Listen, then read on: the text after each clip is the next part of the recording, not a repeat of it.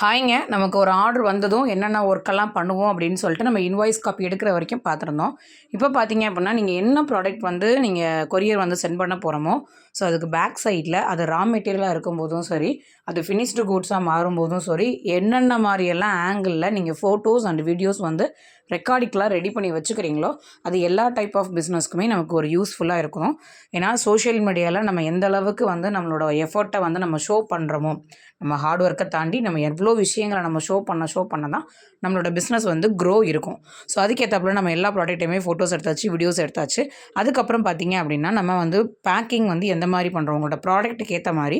So packing கவர்லேருந்து நான் வந்து tamper proof cover இல்லாட்டி பபுள் ரேப்பர் கவர். ஸோ இந்த கவரில் முதல்ல நம்மளோட ப்ராடக்ட்ஸ் எல்லாத்தையுமே ரேப்பிங் பண்ணிவிட்டு அதை சேஃப் அண்ட் சைடாக வைக்கிறதுக்காக பேங்கிள் பாக்ஸ் போட்டு அழகாக ஒரு தேங்க்யூ ஸ்டிக்கர். ஸோ இந்த மாதிரி மேக்ஸிமம் ஆஃப் குவான்டிட்டியில் இருக்கக்கூடிய குட்டியான விஷயங்கள் எல்லாமே உங்களுக்கு கையில் காசு கிடைக்க என்ன பண்ணணும் அப்படின்னா, குட்டியாக நீங்கள் அமௌண்ட்டில் ஒரு பர்ச்சேஸ் பண்ணி வைங்க. ஸோ இந்த தேங்க்யூ ஸ்டிக்கர் கொண்டு நான் மீஷோவில் தாங்க பர்ச்சேஸ் பண்ணேன். இந்த டேம்பர் ப்ரூஃப் கவர் கொண்டு அதோட லிங்க்லாம் உங்களுக்கு நான் ஷேர் பண்ணுறேன். ஸோ இந்த கவர் பார்த்தீங்க அப்படின்னா நார்மல் பேக்கிங் கவர் தான்.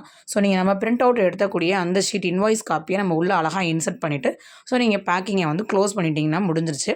ஸோ இதில் தான் என்ன சொல்கிறாங்க அப்படின்னா, இப்போ ரீசெண்டாக ஸோ மீஷோவோட டேப்போ இல்லை அந்த பாக்ஸில் வந்து மீஷோன்னு ஒரு டேப் வந்து கம்பல்சரி இருக்கணுன்றாங்க. ஸோ அதை மறக்காமல் பார்த்துக்கோங்க.